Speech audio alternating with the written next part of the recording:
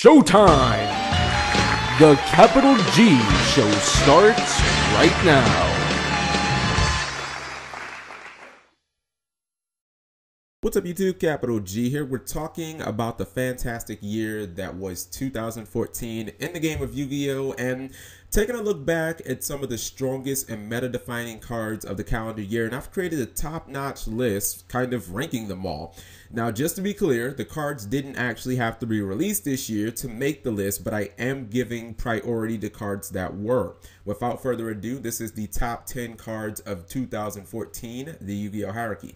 Number 10, Qliphort Scout. Not just the cornerstone of what some might say is the best deck in Yu-Gi-Oh! Right now, but I would think that it's definitively the reason why the pendulum mechanic has been a smashing success. Being able to tutor an entire archetype as well as being a one-card pendulum scale for 800 life points, not too shabby. Number 9, Satellarknight Deneb. So people have been asking for Stratos back in the TCG for what seems like years, and I am now convinced that this is about as close as we gonna get. A warrior that searches an entire tier 1 archetype, can't miss timing ever, and gets her effect when special summoned as well.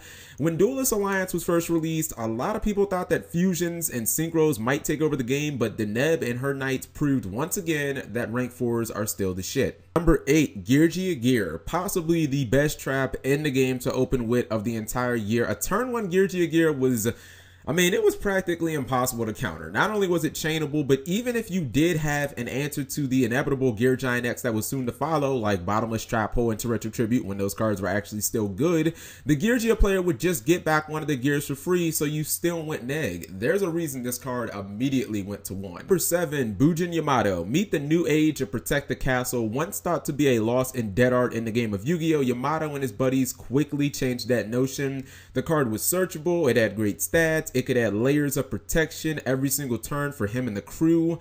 And not only was it just one of the best opening monsters in the game, but it led a deck that controlled the battle phase better than any in the game's history. Number 6, Artifact Sanctum and Artifact Moraltech. You want to talk about an impact on the game? How about Blind MS10 completely stopping post-Primal Origins? Moraltech could blow up any face-up card your opponent controlled, which made it incredibly disruptive, and even better, it didn't target for some stupid unexplained reason. Being able to set it in your back row not only gave you protection from blind spell and trap removal, but it also gave the impression that you had a formidable defense as well. Number 5, Trap Tricks Myrmillion. Pre-Duelist Alliance, I'm going to say that this was the best turn 1 single opening monster in the game of Yu-Gi-Oh! Just slightly edging out Yamato, simply because she brings backup with her. Being able to fetch a free copy of Bottomless Trap Hole or Trap Tricks Trap Hole Nightmare was huge because it generally gave you an answer to your opponent's play, which ensured that you kept field presence as well. Her MST effect when special summoned, well, that just added to her already high utility. Number 4, Dante, Traveler of the Burning Abyss. Arguably the best rank 3 in the entire game's history. It's either that or Zemmighty, honestly. Dante pretty much does everything for the Burning Abyss deck. He can trigger his archetype when detaching or milling. He has great stats. He pays for himself when he dies. He switches into defense in case you forget. You can even rank him up into something insane that has nothing to do with Burning Abyss at all. The dude is pretty much great from every single angle. Number 3, Construct and Winda, the El Shaddoll monsters. These two are pretty much like the Elsa and Anna of Shaddolls. Clearly, they are the whole fucking show. Winda has her complete immunity to destruction. It's a very restrictive control card. Construct's kind of like the opposite. It's offensively just a juggernaut, and it triggers Shaddoll effects with her effect. Whoever thought that fusions would be tier 1 in the year 2014? Number 2, Vanity's Emptiness, Royal Oppression Incarnate. Anyone? People argued that this card may have actually even been better than Royal Oppression simply because you had the ability to arbitrarily turn the card off whenever you wanted using something like, for say, Sinister Shadow Games or Dante's effect. This has been, without a doubt, easily the best and most powerful and probably most played Floodgate card of the entire year.